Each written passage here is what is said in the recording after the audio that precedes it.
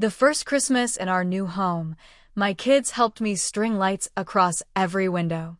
The next morning, half the lights were cut and my neighbor's kids were selling them on the street corner. When I went to confront their mother, she opened the door and sneered, "If you didn't want them stolen, maybe you shouldn't flaunt what you can't protect." She slammed the door in my face, leaving me standing there in the snow with my son's favorite ornament broken in my hands. Last year was supposed to be our fresh start. After years of struggle, bad landlords, broken down apartments, evictions we barely scraped away from, we bought a house in Rockford, Illinois. It wasn't much. Old siding, sagging porch, a yard full of rocks and dead grass. But it was ours. And for the first time in forever, I could give my kids a Christmas worth remembering. I went all out. I found tubs of old lights at thrift stores and bought dollar store extension cords. I strung lights along every gutter. Then, my 10-year-old climbed up and helped me run them over every window. Lucy, my 7-year-old, stood inside pressing glitter snowflakes to the glass. I worked until my fingers were stiff and my nose ran like a faucet, but every time I turned around and saw my kids' faces, just pure joy, it was worth it. We even set up my dad's old light-up Santa. That thing had followed me through every move, every hard Christmas. Ben begged to put it right in the middle of the yard. We had to patch some cracks with duct tape, but when we plugged it in, it still lit up like magic. That night, we stood in the driveway and just stared at it all. People driving by slowed down. A few even waved. For once, it felt like we belonged somewhere good. That feeling didn't even last 24 hours. The next morning, I woke up early to start breakfast. I pulled open the curtains and froze. Half the lights were gone. Not taken down. Cut. Sliced right through the cords.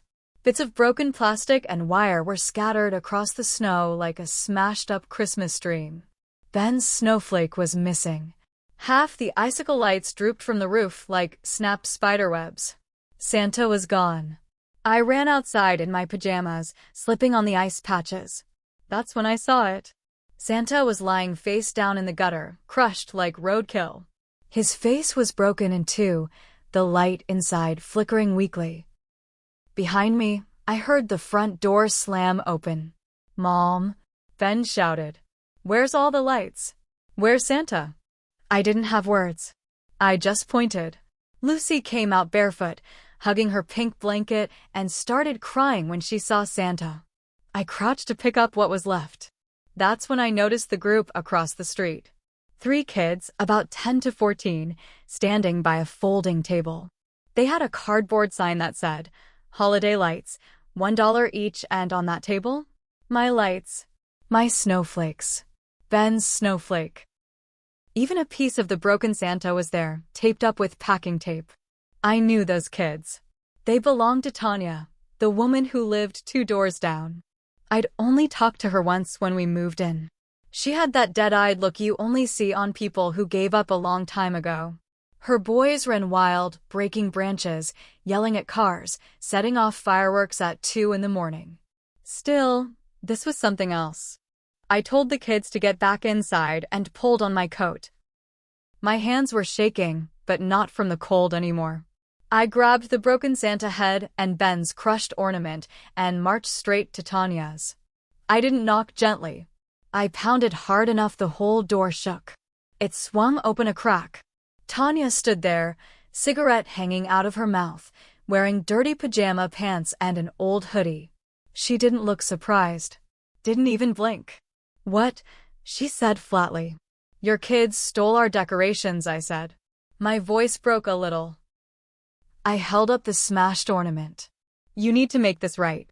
She smiled, slow and lazy, like she had all the time in the world. "If you didn't want them stolen," she said, "maybe you shouldn't flaunt what you can't protect." And then she slammed the door in my face so hard it rattled the windows.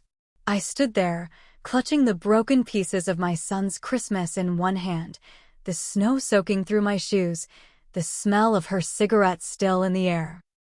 That was the moment something inside me changed. I wasn't just sad anymore. I wasn't scared. I was furious. And I was going to make damn sure she regretted messing with my family. I spent the rest of that day stewing. Every time I looked out the window and saw that sad, broken Santa, my anger boiled hotter. Ben tried to help by drawing a new Santa on a piece of cardboard. He taped it to the spot where the real one had been. It was sweet, but it broke my heart even more.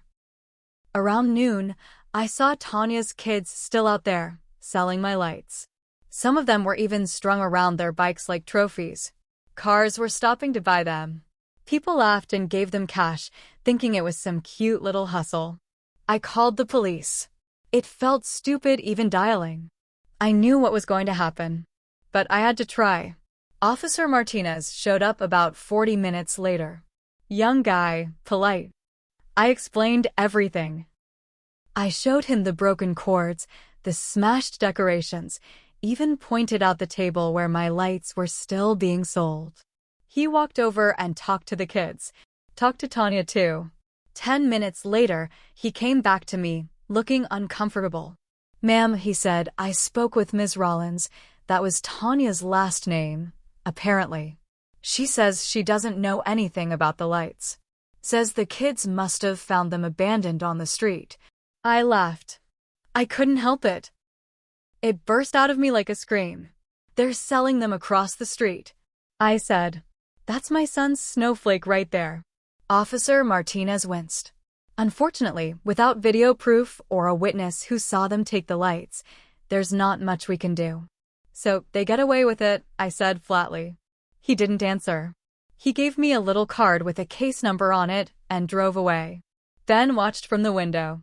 I could feel his eyes on me, looking for a sign that everything would be okay. I wanted to scream. I wanted to cry. But more than anything, I wanted Tanya to hurt like we were hurting. And that's when the idea hit me. It was ugly. It was petty. But it was all I had. That night, after the kids went to bed, I got to work. First, I waited until midnight when Tanya's lights went out. Her boys usually stayed up late, but not that night. Maybe all that stolen Christmas money tired them out. I put on my thickest coat and gloves. I slipped out the back door, careful not to make noise.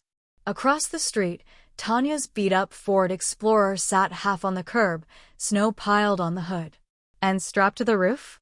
A brand-new inflatable snowman, huge and smiling, with a stupid waving hand. She must have bought it that afternoon with the money from selling my decorations. It wasn't tied down well. I crept across the street, heart pounding so loud I thought it would wake the dead. Every step felt like I was moving through wet cement. When I reached the car, I tugged on the snowman. The cheap bungee cords popped loose almost immediately. I grabbed the snowman under one arm and ran. Not back to my house. That would have been stupid.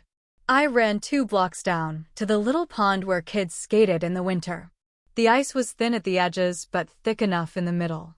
I dragged the snowman onto the ice, out to where the no skating signs were. Then I left it there, lying flat, waving that stupid hand up at the stars. When I got back home, I couldn't stop laughing. The next morning, Tanya's screams woke up half the block. Tanya was furious. She stormed up and down the street, shouting at everyone, accusing random neighbors, demanding her property back. I stayed inside with the kids, sipping coffee, pretending not to notice. Ben sat by the window with Lucy, peeking out and giggling. It should have ended there. But it didn't. Because Tanya wasn't done. 2 days passed. I thought maybe it was over. Tanya didn't come to my door. Her kids stopped selling lights. I even let myself relax a little, decorating the inside of the house instead. But on the 3rd night, just after dinner, I heard it. Crash. It sounded like a brick hitting glass. I ran to the living room window, and my stomach dropped. Someone had thrown a rock through it. Shards of glass lay scattered across the carpet. A cold wind rushed through the broken pane, carrying in snow and the smell of cigarette smoke. Ben and Lucy screamed. I grabbed them, pulled them into the hallway, heart racing. I thought for sure someone was coming through the door next. but the street was empty except for tire tracks in the fresh snow. I called the police again. This time, Officer Martinez wasn't the one who came. A woman officer showed up, Officer Shields. She was tougher, older, didn't waste time. She looked at the window, the rock, then asked if I had any idea who did it. I told her about Tanya. I told her everything. But again, no cameras, no witnesses, no case. She gave me the same little card with a new case number and told me to stay vigilant. When she left, Ben sat on the couch holding his broken snowflake ornament, quiet as a mouse. That night, I didn't sleep. I sat in the dark with a baseball bat across my knees, staring out the window. Something had to change. If the police wouldn't help, I had to protect my kids myself. The next morning, while the kids were at school, I made a plan. I wasn't proud of it, but I was done playing nice. First, I bought a cheap little security camera online. Nothing fancy, just enough to catch faces if anyone came close again. I hid it under the porch light where nobody would notice. Second, I talked to some of the other neighbors. I learned I wasn't the only one Tanya had crossed. Mrs. McKinnon 2 doors down said Tanya's boys slashed her inflatable reindeer last year. Mr. Vance, across the street, said they threw eggs at his house on Halloween. But no one ever reported it because it's not worth the trouble. I made it clear, if anything else happened, we needed to be a team. The third part of the plan took a little more effort. That weekend, Tanya decided to throw a party. Loud music, shouting, cars parked half up on lawns. I watched from my window as people stumbled in and out. Someone threw an empty beer can at my mailbox. I waited until the party was in full swing, around midnight. Then I made an anonymous call to the city. Noise violation. Unregistered vehicles blocking a fire hydrant. Suspicious activity. Within an hour, 3 squad cars rolled up. Lights flashing. They arrested 2 guys for outstanding warrants. They towed Tanya's beat-up Ford Explorer with no valid tags right off the street. And Tanya? Tanya stood in her driveway, screaming at the officers, barefoot in the snow, wearing a robe and no pants, hair a mess, spit flying from her mouth. It was beautiful. I thought maybe that would finally shut her down. I was wrong, because the next twist came Monday morning. And it wasn't Tanya who came after me. It was CPS. Monday morning, right after I dropped the kids at school, a white van pulled up in front of my house. 2 people got out, a man and a woman with clipboards. Child Protective Services. My heart nearly stopped. They showed their badges, said they had gotten a report about unsafe living conditions, broken window, lack of supervision, possible emotional abuse. I knew right away where it came from. Tanya. I wanted to scream. Instead, I kept it together. I let them in. I showed them the house. The clean kitchen, the kids' tidy rooms, the neatly stacked Christmas presents. They asked about the broken window. I told them the truth. That someone vandalized our home and we were waiting for the glass company to replace it. After an hour of poking around, they left. They said they would file their report, but didn't see any immediate danger. I was shaking all over when they left. I knew the fight wasn't over. That night, I made a decision. A real one. I wasn't just going to fight back anymore. I was going to end this. I spent hours online, digging into public records. It wasn't hard. Tanya had left a trail a mile wide. 3 old misdemeanor charges, shoplifting, public intoxication, and neglect. 2 of them sealed, 1 still visible. She was still on probation from the last one.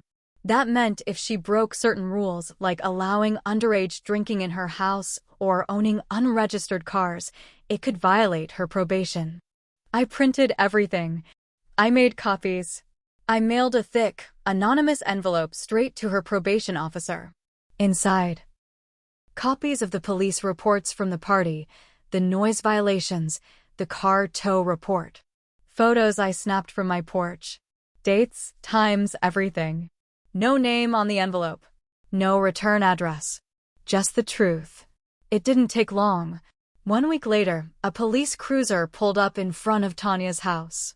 I watched through the blinds, heart hammering. She came out screaming, handcuffed, while her kids stood on the porch, watching. They loaded her into the car and drove her away. Later, I heard through the grapevine that her probation had been officially revoked. She was going to spend 6 months in the county jail. Her kids? Child Services stepped in for them.